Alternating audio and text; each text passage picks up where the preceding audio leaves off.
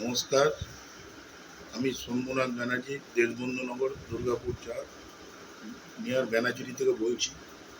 আগামী ৩০ তারিখ, ৩০/১১/২০২৪ মহা অমাবস্যায়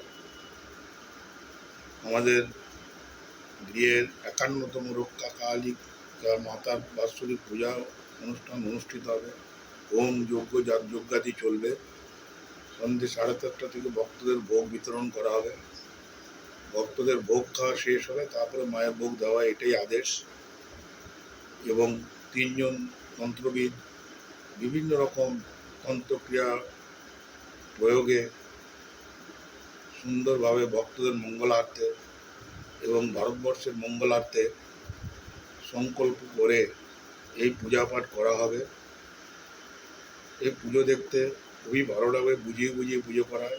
আপনারা সকলেই